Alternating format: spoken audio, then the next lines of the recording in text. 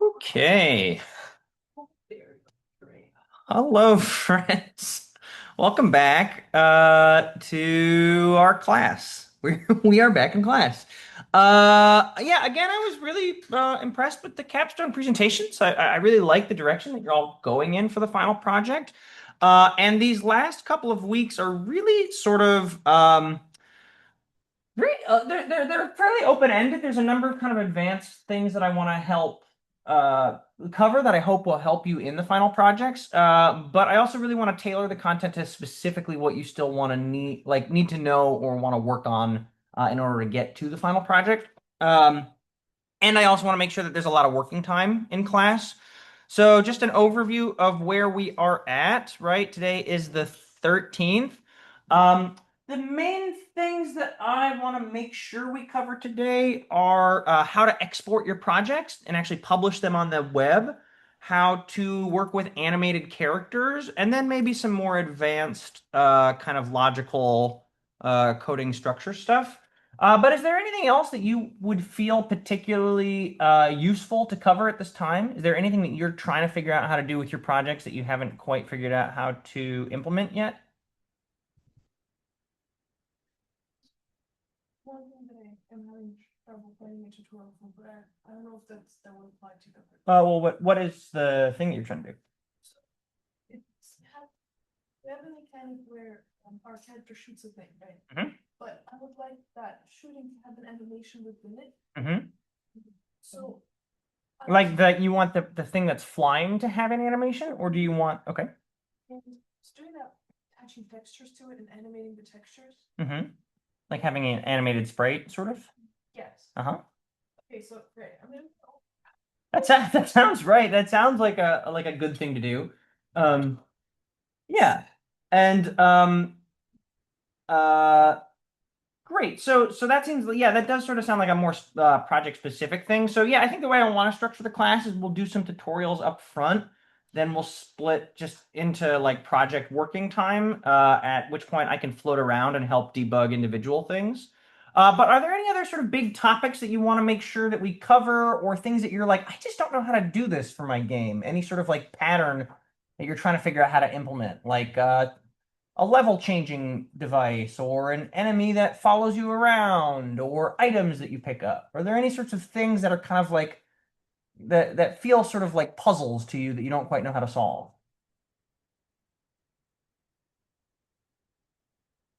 Not yet. Okay. Right. Well, that's good. I do think that these topics will be helpful regardless. So we'll start here, and we'll start with exporting. So if you go back to the actual capstone assignment, oh, I'm sorry, I need to overview where we are and where we're headed, right? So we are here on this 13th. We have today. I hear that like nobody's going to be here next week because we're all going to be panicking about our portfolios. But if not, we'll make sure to have there'll be more content next week. Specifically, I think I will be doing VR next week. Um, then the week after is when we will do our play testing, and then the final class will do like a second round of play testing, and then I have a lecture on the games industry. So we're basically in the sort of like review, work on your projects, and sort of get everything in over the finish line chunk of the semester. Um, in terms of the capstone game, right? Again, a big component of it. It's very similar to the 2D game, except for these other two uh, components. So we have an in-class playtest, which is graded, and this is going to be the second to last class, right? The 27th. So we're going to test our in-progress games. Again, your games don't need to be finished then, but you just want to have something that you can get feedback on. And that'll give you, it's really good to be able to test your game, get feedback on it, and then iterate on it from that feedback, right? So that's why we're doing it a week ahead of time. And that's if you just bring in anything on that day, you get 5 points. And then the other final part is publishing your project onto itch.io to have it be ideally playable on itch.io, but or if not, at least downloadable. And that kind of is, that's worth it's worth sort of pointing out that itch.io, the reason why we're using itch.io is it's a really kind of vibrant ecosystem for independent games. So if you just go to itch, um, you'll see that there's all sorts of stuff. So there are all these games on itch that you can play. Itch does sort of have a propensity to, there's like a lot of indie horror right now. So you might go on there and see a bunch of spooky stuff or romantic stuff or spooky romantic stuff.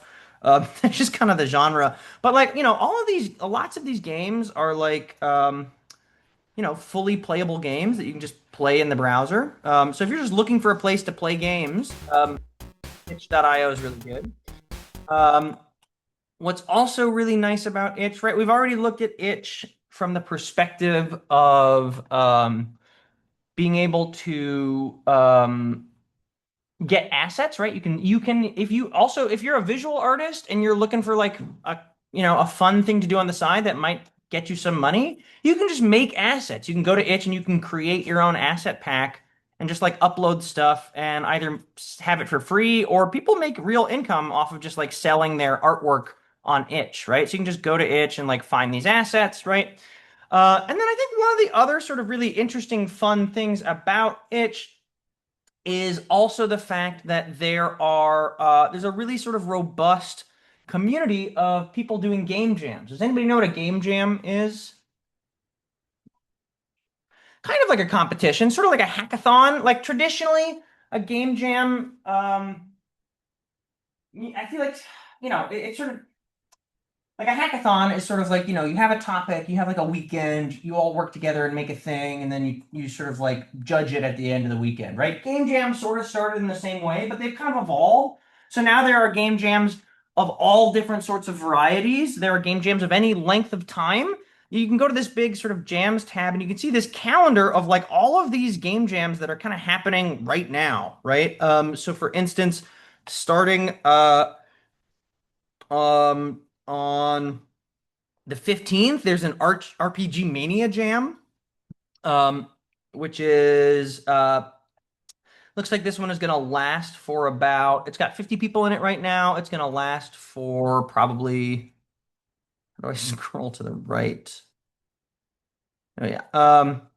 Right, the RPG Mania Jam, that looks like that's going to last for about a month, right? So typical timeframes you see are like a couple of days, a week, a month. And they're basically just these kind of like simultaneous opportunities for you to like all kind of get in and try and make something very quickly, right? Because the reason why jams are very helpful are because it's really good to just prototype stuff and like if you to come up with new ideas and make a sort of minimum viable product. And then from there, many people take the things they make in game jams and continue to build them out into fully fledged projects. It's also a great way to just meet new people, to find collaborators on the internet. And oftentimes you can even join with jams that have prizes. So like here's a game jam that starts on the 17th. It's called Pixel Forge. It's got 225 people, and there's up to $3,000 worth of prizes that you can win. Sometimes the prizes are also just money, but uh, it's really kind of up to whoever is facilitating the jam to organize it however they like. So for these particular people, they've created a 1 week jam where the goal is to make a game or experiment. And the theme, right? Typically, there's like some sort of theme that they like to announce on the day that the jam starts. Um, you can use any game engine. All work should be created during the jam period, so they don't want you to take something you've been working on for like 6 years and bring it into the jam. Um, they don't want it to be hateful. They don't want it to be. Um, this one doesn't want to have AI stuff. And then they will be judging. This particular jam is judging gameplay, theme, implementation, visual design, and music. And then the first place, here's some of the prizes that you get. Like you get a bunch of free assets and um, gift cards and a bunch of stuff. So it's really interesting, right? Jams are like a really, really, really kind of foundational part of the independent game design and development community these days. It's like a really great way to sort of experience new processes, work with new genres, continue, particularly like when you get out of school. It's really, really helpful to have some sort of accountability, right? If you're just going to try and make games on your own, it's almost like writing a novel. It's like nobody's asking you to write a book and no one's asking you to make a game. And it can be very hard to get yourself motivated to like take a project from an idea in your head and like work on it consistently for like months or years when nobody's asking you to do it. So a game jam is a really nice way to just sort of like get yourself to do something, right? You can grab a friend and say, "Hey, let's just make something real quick for a weekend and we'll see if it turns out." Right? So the process of what's cute about these game jams is, right, anybody can host them. You can host any sort of any type of jam. And what I want to do specifically is I'm actually going to host a jam for us, and I want you all to submit your games to that particular game jam. So the way that you can create your own jam is by following. You just go to the game jams tab. I've said the word jam so many times already, but you now press this host a jam button. And then you can, there's all of these sort of like bits of info that you can read to learn about how it works, or to get advice and stuff. But really simply, all you need to do is just click the button. You give your jam a title. So we'll say SVA GDF Spring. I'll do 2026 Spring Capstone Jam. You can give it a description, a game jam for the SVA GDF class. Here's your URL that you get. I'm not going to rank it. I don't like ranking my students' work. You give it a day that the jam actually starts and a day that it ends, right? So I'll actually start the jam. You're not able to submit things to a jam until the jam has technically started. So what I'm going to do is I'm going to start it right now, so that way I can also show you how to submit to it. So I'll say that I'll actually say it started yesterday, and I'm going to make it end on the like 10th of May, right? Um, you can write anything you want. You can say like submit fun games, right? Fun games, or you can sort of, this is where you would outline your rules, your sort of like community expectations, all that stuff, right? Maybe I'll just like take this like uh assignment text and just paste it in here. This is like standard. I believe this will accept this kind of markdown formatting, but it might look kind of bad. We'll see. Um, you can put in submission details. You can, I don't really know what fields are. We'll skip it. You can give hashtags, whatever.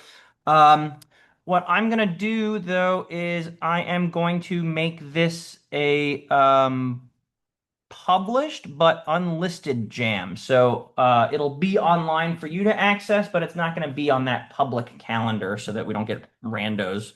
Um, and then you just hit create, right? And then I guess maybe it can't be in the past. Maybe it has to be today.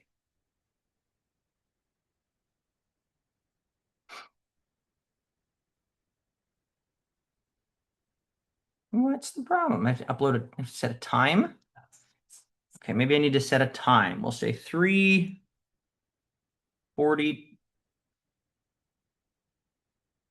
whatever, 3:40 p.m. and it'll end at 12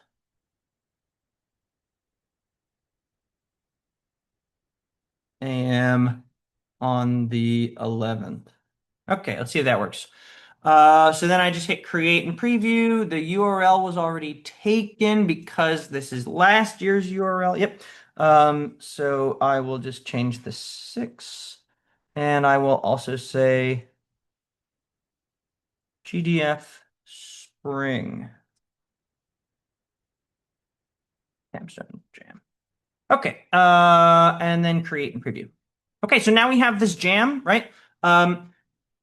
You can with any itch page, right? So when you, in order to make any of these, you're going to need to have a profile, and you're also going to need to have an itch profile in order to submit your projects.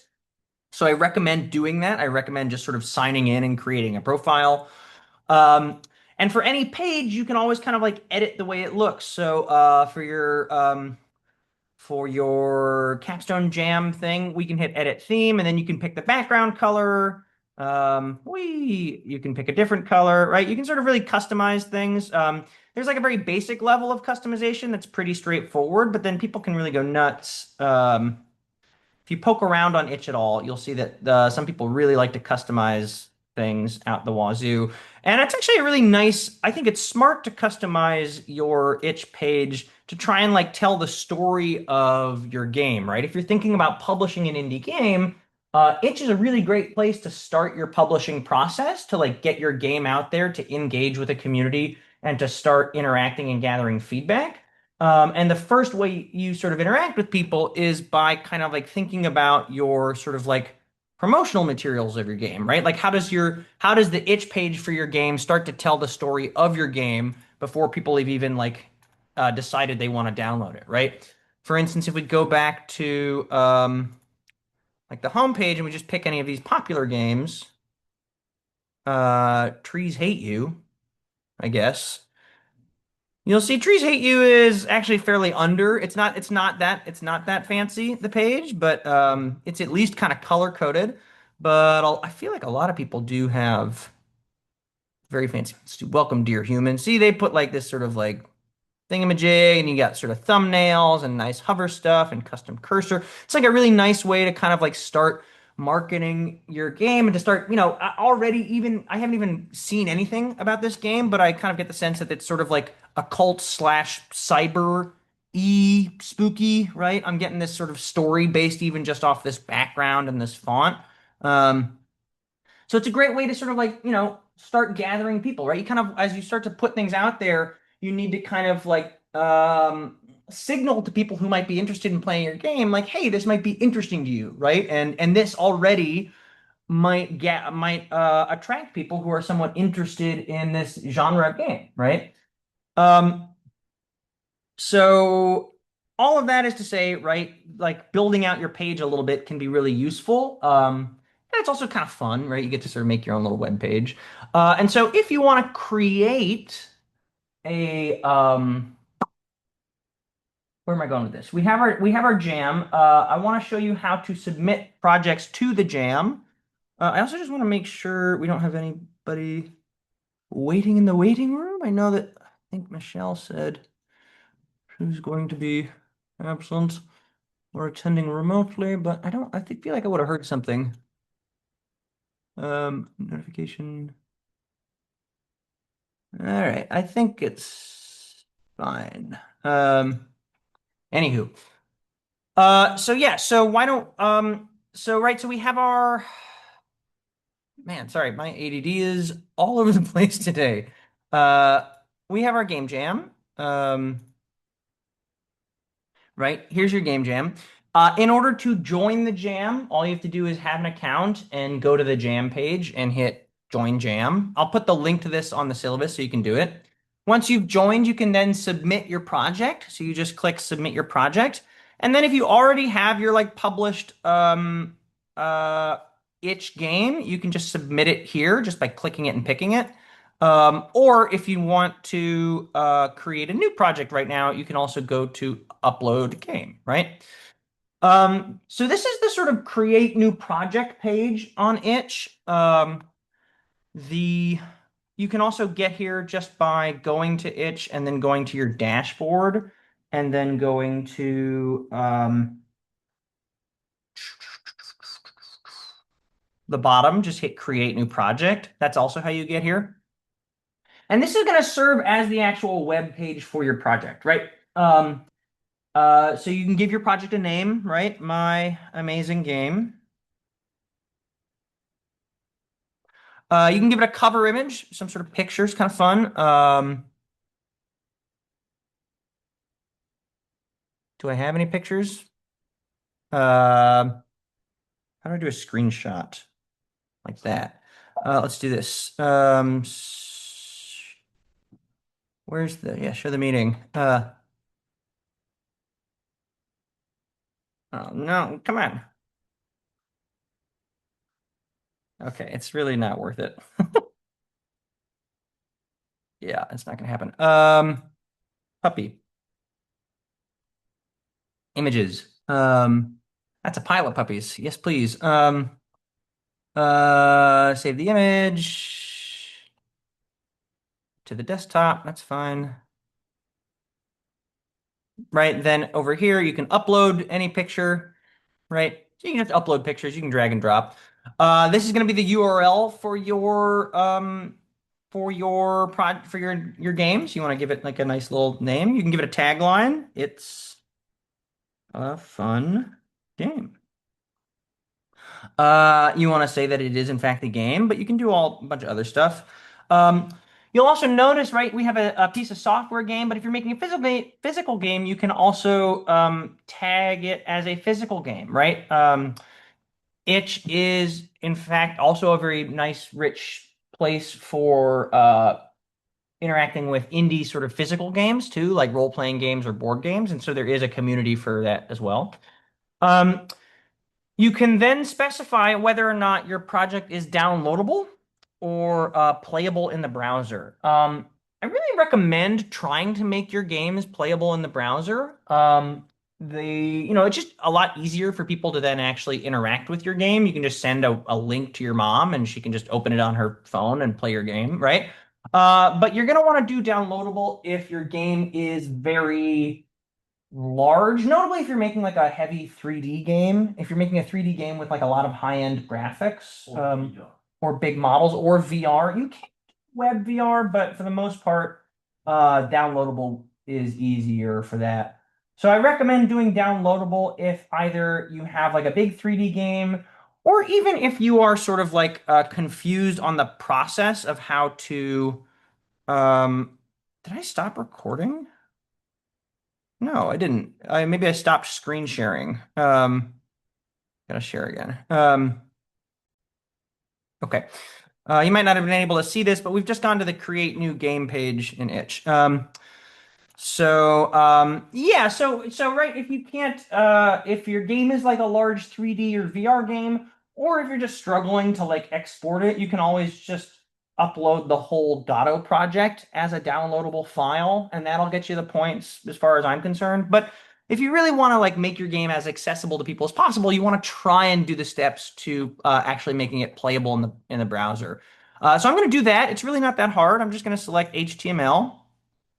Then you can pick a price for your project. Please don't make me spend money to grade your games. But I do encourage you to have a suggested donation, and I encourage you to sell your work eventually.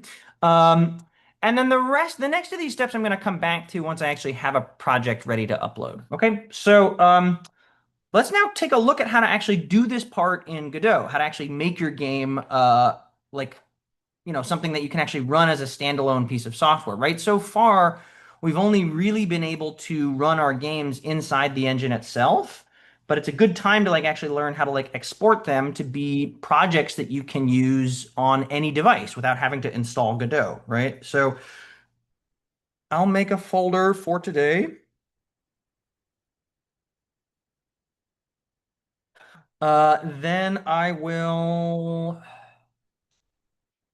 I don't know. I guess I do have a I'll make a brand new project. That sounds kind of fun. So I'm going to open Godot. Then I'm going to create a new project. I'll call it exporting demo. I'm going to put it in today's folder. Um, Man, I got a lot of folders. Okay.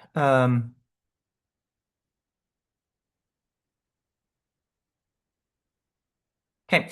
Then, right, I'm gonna pick compatibility because compatibility is the only renderer that runs in the browser. So that's the main thing you want to be aware of. If you've already set your renderer, like let's say we pick Forward Plus or whatever, um, and we created and we're like, oh shoot, actually I want to change it so that it works in the browser. You can always just go up here to the renderer tab and click it and select your renderer. You just need to close and restart the editor, but it's really not that big a deal. So yeah, so let's go ahead and make a game real quick. We'll just do a 2D thing. We'll make a main scene with the robots and maybe the puppies. Hold for puppies.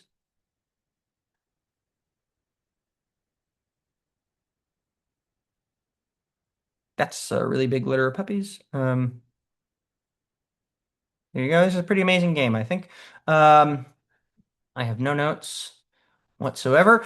Um, Maybe we'll have a button we can press. Woo! Cool stuff. Yeah, this would uh get a failing grade, but I like it. So I'll just run this scene, right? You want to make sure that you have a main scene. Here we have our game. It's good enough for me. We're also in the wrong freaking version of Godot. So, let me just go ahead and go back and open it in the right version.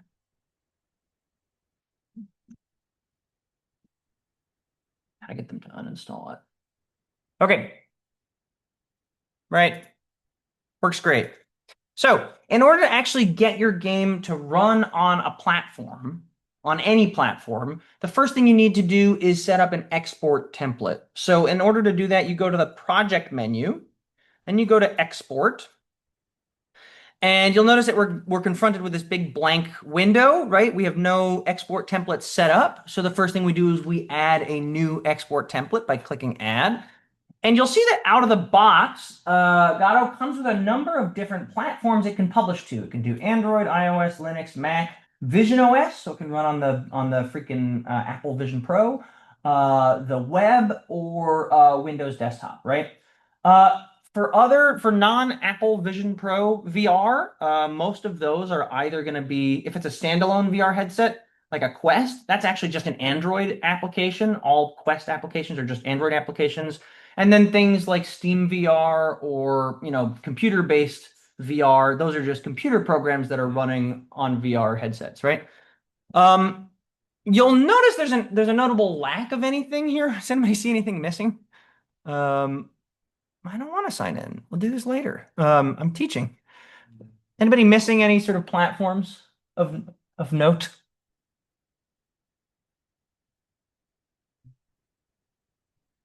No, consoles are dead, I guess. Oh. Right? Like there's no Nintendo Switch here, there's no Xbox, no PlayStation, which is a big place where people play video games. That's really it's interesting because that's not because Gato cannot do it, it's because it legally is not allowed to do it. In order to put your game onto a console, you have to pay them money, and then they have to give you special secret code that they own. That is their proprietary code that allows you to put it on their platform, right?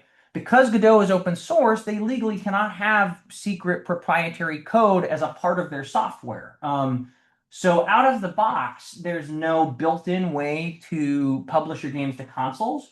However, there are many very robust pipelines for doing that. If you ever want to publish to consoles, there are lots of services and companies that will help you like bridge that gap. Most notably, there's a product called W4 Games, which is just a company basically made by the Godot people to help with this exact process. W4 Games offers like a service where they help you kind of get your Godot games onto consoles. So you just need to like give them some money, which is let's see. It's a little, it's like publishing your game on a console is kind of somewhat pricey wherever you do it. Um, uh, but basically, W4 Games will help you sort of publish your game to these different consoles. What I recommend doing, if you're thinking about making games seriously and you're like, oh, how come I can't publish my game to a console? Just publish your game to computers first or a mobile store first, and you'll get lots of traffic that way. And when you're at, like, you only really want to publish your game to a console at the point when you have a game that people already want to play, right? It's a lot of extra effort to get it onto a console. So there's no sense in like I wouldn't be concerned about the fact that you can't export your games to consoles right away. First, just it's very publish your game on Steam first or on itch, and then you'll learn a lot, and then you can graduate to getting it to a console. But so in the meantime, we want to pick an export template, and we just want to pick the web, right? We just want this to be playable in the web. So I'm going to click web.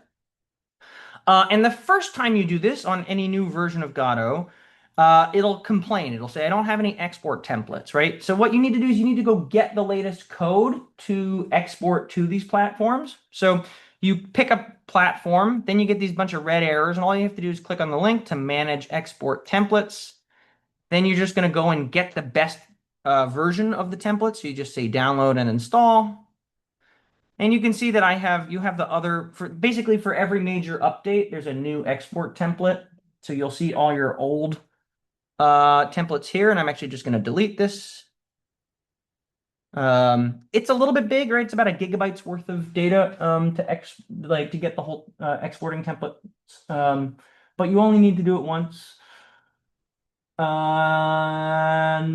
we are done. We're done. Okay, we're done. Great. So we have the templates. That's great. I can close this now. And now we're basically good to go. And what you can see is you'll notice a couple of things. Firstly, if we open the export dialog, you'll see that we now have all these bunch of options, which we can do to sort of like specify specific like options of our export game, right? And you'll also notice that we have this weird new kind of like YouTube looking button up here in the top menu, right? This is for remote deploying. This is a way to like actually test your game on the platforms that you have configured before you even publish it. So for web, for instance, all you need to do is click on this and do run in browser. And then you'll see that it actually opens up your web browser and runs the game in the browser, right? You can just interact with it right here locally in your browser to test and see how it works, right? And like one thing I've already noticed is, right, this web canvas is much bigger than my window, and I don't like the way it sort of zooms out. I want it to stretch out. So I'm going to go and change that setting, right? So I'm going to close this. I'll go back to Godot, go to the project settings, go to window, search for window. And then down here in the window, I will say, I'll change the stretch mode from disabled to canvas items, right? Then I can hit close. Maybe even I'll also like just drag the robot around so we can see some more changes, right? I'll save it. I'll run it in the browser. And you'll see that it's updated in real time, right? Our robot has moved, our button has moved, right? So this is really the workflow. All you need to do is just kind of set up, again, to start from the top, right? You just go to export. If you don't have anything here, right, you click add, web. If this pops up, then you're good to go. If you have a bunch of red stuff, click the link and download the thing and then do this again. And then once you're here, right, you're able to sort of preview your game in the browser with the remote deploy version. And then when you're ready to actually publish it, you need to do the following. So you just go to export, and then you can just click.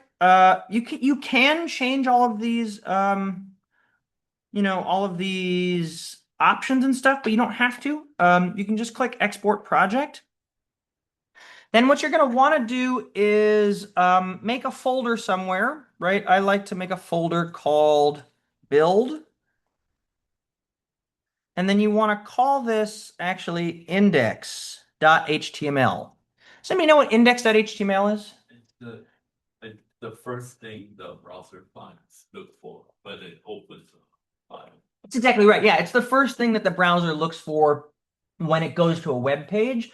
So most root web pages are called index.html. So you call it index.html. You can include the debug or not. I'll just take it off, and then you hit save.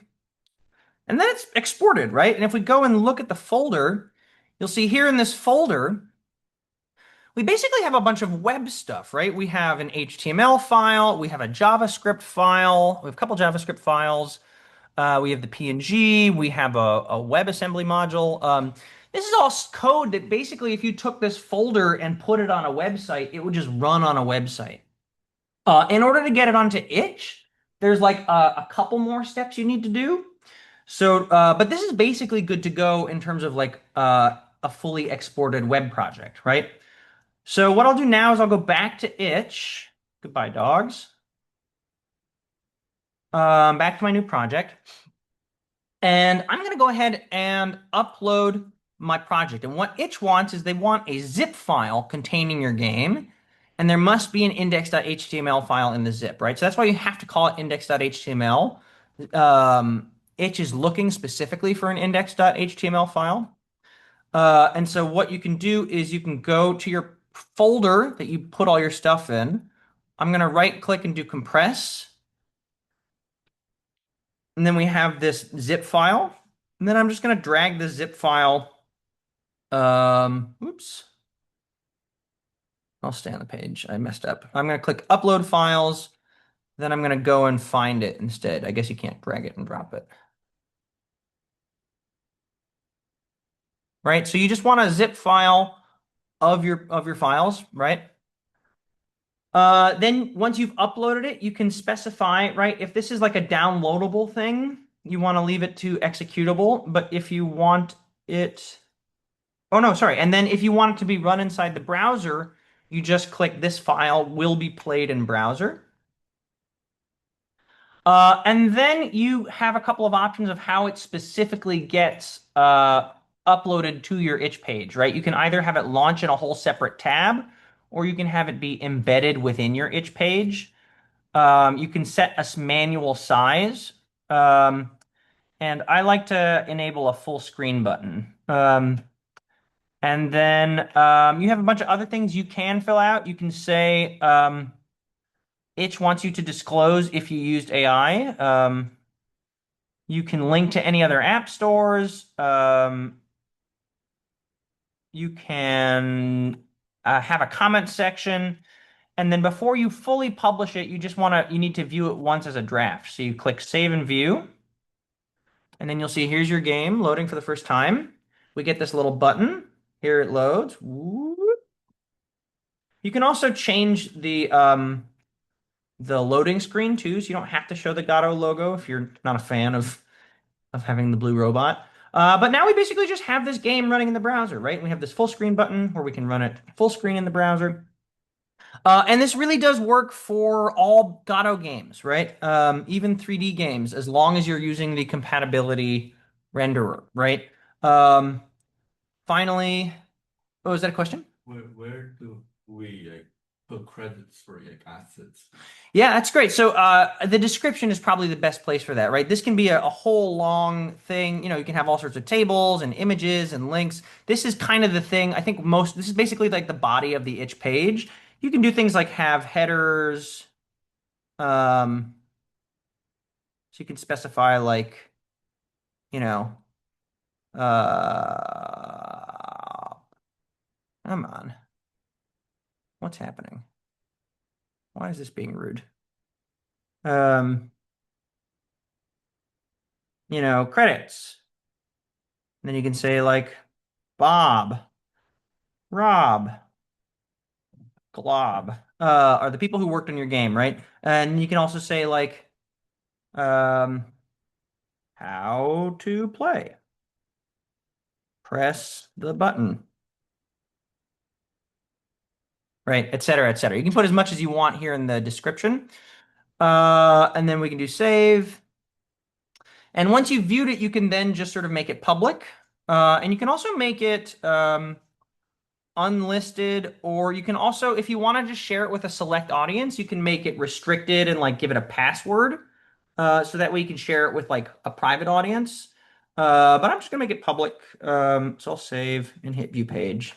Once we're here on the page, right, you can again customize the whole page itself. So you can edit the theme. You can kind of go as nuts as you want, right? You can make it impossible to read the text of your game if you really want. You can do all sorts of stuff, right? So this is actually a really fun way to like to build out a little bit of an actual online presence for your project. And you will get people, anyone who comes and plays your game is very inclined to just leave a comment. It's just like a really surprisingly friendly and supportive environment. And you get a lot of interactions just by kind of putting stuff on itch and sharing it around. So I just want to hide this panel. Right, and then the game is now published. Great. Um, so you can just, you can always, if you're just trying to submit your game on Canvas, you can just copy this link and put it on Canvas.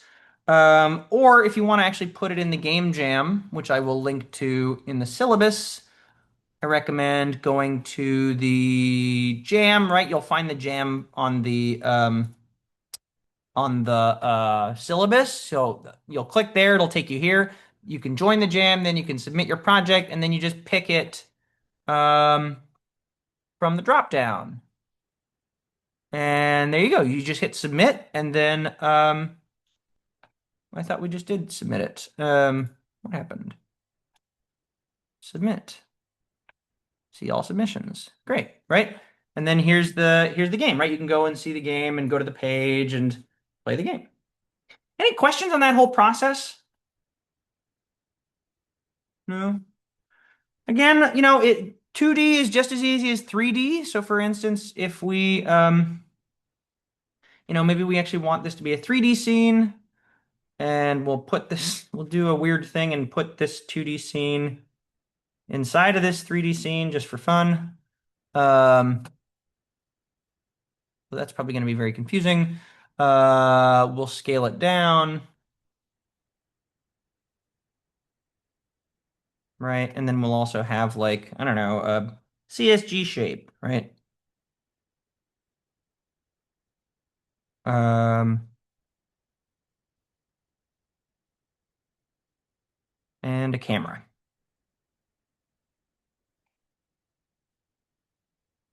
And the default environments. Right now we'll make we'll save this 3D game. Hit save. I will make this the main scene.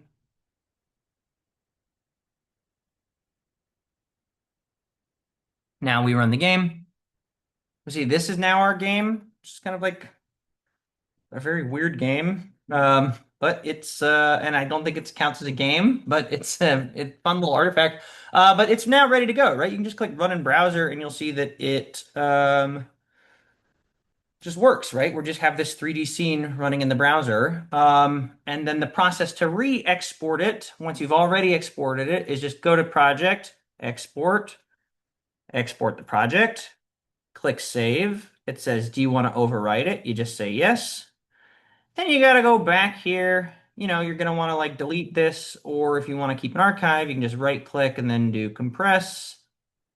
And we have now a second zip file.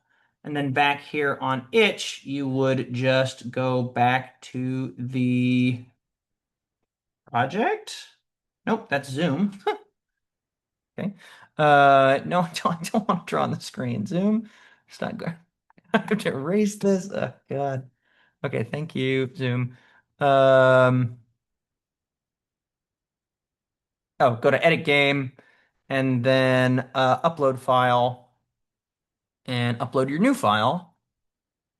And just you can delete the old one, or you could even just keep both and say this file is going to be the one that gets played in the browser. And then you hit save and view. Do you write like a change log? You can if you want. You're not required to. That's just kind of like that's like what people like to do. But oftentimes, right, itch gives you if you're trying to build a community, oftentimes people like to make development logs or sort of like kind of blog posts about all the things they're doing. So itch will be like, hey, you recently changed your game. Do you want to make a new dev log? And you can say, yeah, sure. And you could say like, my capstone game is 3D now. And you can sort of say like, different sort of things about it. I guess this is weird. I guess you can pick one of these. Oh, you have to pick one of these post types. Um, and you could say like you write your little blog, it 3D. And then you can publish the post, right?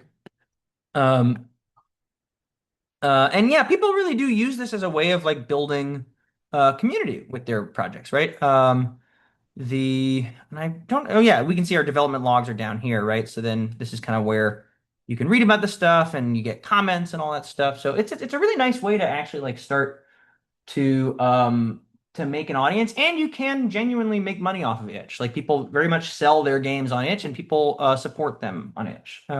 So yeah, I recommend exploring it as a platform, and I require you to explore it as a platform if you want your full credit.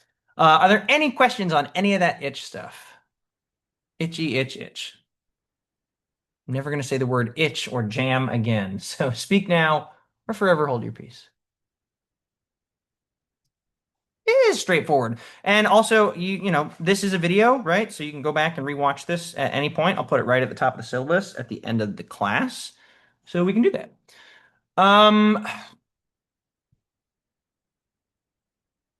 Do we want to keep going or do we want to break? How are folks doing? Any preferences? Before we change gears in a big way, let's just take a break now. Yeah, let's take a 10-minute break and we'll come back at 4:25. Yeah? Cool.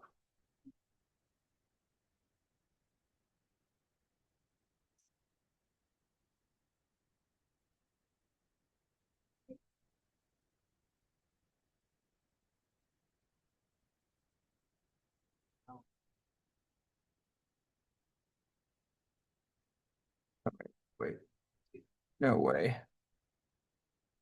Let's stop the recording and see if